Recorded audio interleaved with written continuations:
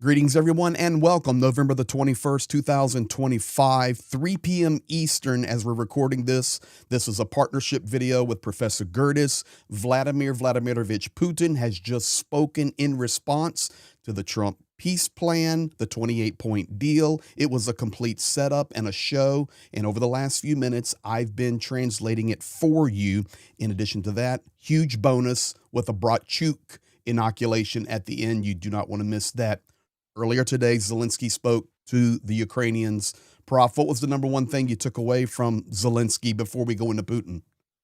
Yeah, his tone was very different than it normally is. Now, he was speaking because it's the commemoration of what's the name of the day today? The Freedom Day or Yes, whatever National from Unity Day, Freedom 2004 and Day. 2013. Mhm. Yeah. So he's speaking in that context, but his tone is markedly different. And, what they're holding on the ground, they're doing things to refineries and things like overnight. But the place where they're getting hurt right now is politically. And if this was on the ground, it would be like a blitzkrieg. It's really this amazing political strike, and Zelenskyy has to fend this off. And I think his European partners will help him with that because Trump just wants to get to a deal, and I don't think he really cares about the details of the deal so long as he has a deal, and he wants to push him by Thanksgiving. So Well, it's not pretty. you have not seen Putin's response. I've not. He just spoke, and I literally translated this moment and said and called you and said, "Hey, let's analyze this one together." So Yeah. Putin's words are going to confirm what you're saying, especially when you talk about the battlefield. And I Mhm. remind everybody, do not be discouraged. It is President Vladimir Zelenskyy is the one that had the cards in his back pocket of Operation Spiderweb when he was told he has no cards. But the pressure is immense, and Yeah, it's got to be. it's coming from the United States.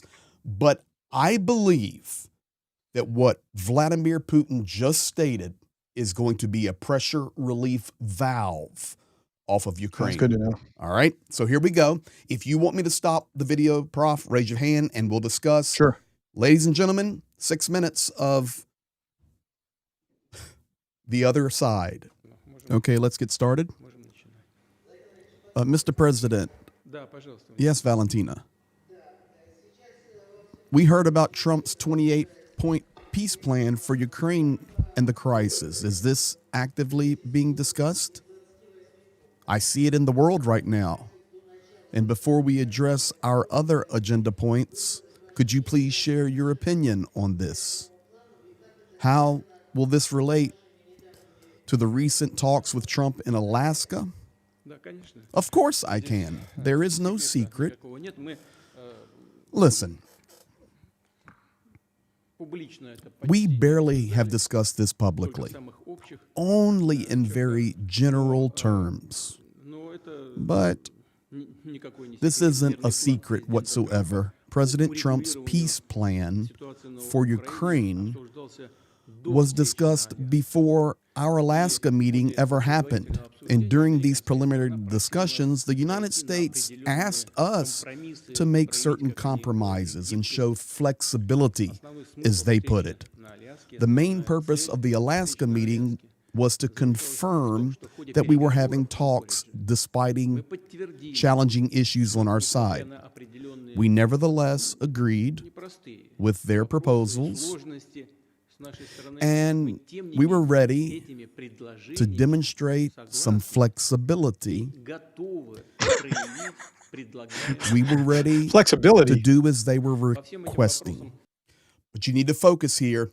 We were ready to demonstrate some flexibility.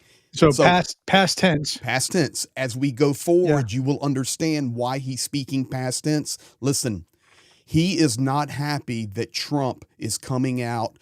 Okay, I'm going to let the cat out of the bag right now. Okay. Putin is not happy. So here's 30 years of understanding the Kremlin. Putin is not happy because if this is agreed to, this puts Trump as the alpha dog and not Putin as the alpha dog. It is Trump who backed Putin down, who crippled the Russian economy, who pushed back, and he hates it. He absolutely hates it. That is why he's Well, talking from authority here. the remarkable thing about the 28-point peace plan is the things that the US benefits from that is not like it's not benefiting Ukraine very much. I just did a video about Mhm. like going over each point of the 28 points in the plan, and the US like strangely benefits, and Russia gets most of its talking points out and most of its things out, and Ukraine gets very little, or there are things that look like Ukraine might get it, but then, you believe Russia before, why would you believe them now without real constraints? So, And my um, translation I here is really accurate and good. The Guardian actually just releasing documents where they are suggesting that due to the English that is in these talking points, it was originally written in Russian and just translated, and they're looking at it analytically and linguistically. It's very Mhm. interesting. So let's Mm. continue. Yeah, he wants to be in charge, and you'll hear. Just listen. We thoroughly briefed all of our friends and the global Southern partners, the BRICS, about these matters, including China, India, North Korea, South Africa, Brazil, and many other nations, as well as the CSTO countries. All of our friends and partners. I want to emphasize this. Every one of them supported these potential agreements. However, we noticed that after the Alaska talks with the Americans, that there has been a notable pause in conversations, and we know that this is due to Ukraine's actual rejection of the peace plan proposed by Trump. I believe Well, that's why it's new version. Okay, so he's bringing us up to this modernized version. Listen, Ukraine's rejecting everything, all of our yeah, partners. Ukraine's the bad guy. Yeah, that's what he's gonna Absolutely try to the bad he's guy. gonna try to pin it on them. They don't really want peace. We want peace. We want real peace. They just want a ceasefire so that they can do these things behind the scenes. We want to really get to the root causes and get That's to it. peace. That's it. It's nonsense. Oh, just buckle up then. It's modernized. It has appeared as a new plan with 28 points. We have this text. We received it through our existing channels. I believe it could serve as a starting basis for a final peace settlement. But they're not discussing Start this hold text on, with hold us. on, hold on, hold on. Okay? Starting basis. Like, Yes, they're giving away the store, and he's talking about a starting basis? correct. I As a starting basis, we get everything in that Wow. plan, and now we can talk about even more. But listen, Yeah. once again, well, they're not discussing it with us in any substantive way. And I can guess why. The reason, I believe, is the same as before, and that is the U.S. still hasn't secured Ukraine's agreement. Ukraine opposes it. Don't you? Okay. Hey, This is slick. That's really slick. He keeps coming back to this, like, well, but they can't get agreement from Ukraine. Ukraine's opposing it. We would love to get to this agreement, but I am so thankful for all of the pro-Ukrainian communities on YouTube and people around the world that support Ukraine. We're so grateful. Thank you. And so honored that your community and mine, we work together. We have a great friendship. But I'm just going to say it. I've been saying this for years. These guys are prepped and planned for decades yeah. for this moment in time. And we think that we can tweet to a piece. Forget it. He's all in. All in. All right, here we go. Put your boots on, getting ready to get deep. Apparently, Ukraine and its European allies and friends still believe that they can inflict a strategic defeat upon Russia on the battlefield. I think this position isn't based on incompetence. I won't discuss those details right now, but most likely that position stems from a lack of objective information about the actual Okay, situation hold on on, the hold on, hold battlefield. on. Here we go. Me, please call me. Pick me. Yes, sir. Okay, so it's 1 month since we seen that, that still silly video of, Putin in his combat uniform or fatigue uniform with, Gerasimov in his Mhm. military uniform saying, "We have Покровsk. We've already surrounded and Kupiansk is surrounded and That was they're still yesterday. fighting." That Yeah, was a no, no, month. No, 1 I'm month, I'm I'm agreeing uh, with you. It was a month ago and then again yesterday. yesterday. Yes. Yeah. Oh, yeah. Oh, yeah. Oh, you're being the Who's not prophetic getting information here? you're guys, this is so easy to see. You're being the prophetic professor right now because you just mentioned Kupiansk. And apparently, neither Ukraine nor Europe understands what this could ultimately lead to. Just one recent example is Kupiansk. Okay. Was that a threat against Europe? Was that a threat It's against he does invading a lot of other these veiled threat regions kind of of things where Ukraine? you could say, "Oh, I wasn't threatening. I was just saying, Just a hey, this question. could." Just a Yeah. question. All right, here we go. Kupiansk. Nice knees Very you have there. It recently. would be a shame if somebody hit him with a baseball bat, right? As we recall, on November the 4th, I believe, about 2 weeks ago, Kyiv publicly claimed there were no more than 60 Russian soldiers in this city, and that within the next few days, as they stated, the city would be completely liberated by the Ukrainian forces. But I want to inform you that as of November the 4th, the city of Kupiansk was almost entirely under our control of the Russian armed forces. Our So the troops were ISW contradicts that. The deep state map contradicts that. Pretty much any Western source that is not just beholden to Putin, like a Scott Ritter or a Doug McGregor, could confirms that that is not true. absolutely not true. That's Only clear. that's. Go ahead. Oh, and guys, if you've made it this far, thank you. It's a good video to share because this is like reality bomb for the world today. But you Yeah. definitely want to hang on to Brachuk because he's going to lay it down in a minute about Kupiansk. Clearing out individual pockets and blocks in streets. The fate of that city at that moment was already decided, determined. What does this tell us? Either Kyiv's leaders lack objective information about the front lines, or they have it but can simply not assess it objectively. So if Kyiv refuses to discuss President Trump's proposal, then both they and the European war instigators must understand that what happened in Kupiansk will inevitably repeat in other key Okay. sectors on the front. All right? Okay. There's this amazing mirroring effect, right? Mm-hmm. Like what he says about Kyiv is what's happening to him. He doesn't 100%. have the information. It's bizarre to watch. Welcome to the Soviet Union. Yeah. Here we go. 49 more seconds. Perhaps not as quickly, but we say it will happen again. I want to have war forever.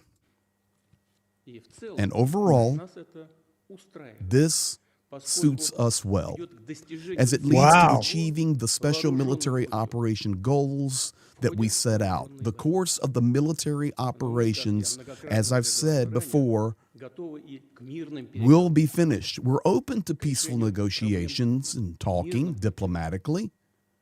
However, this requires substantive discussions of all details of the proposed plan.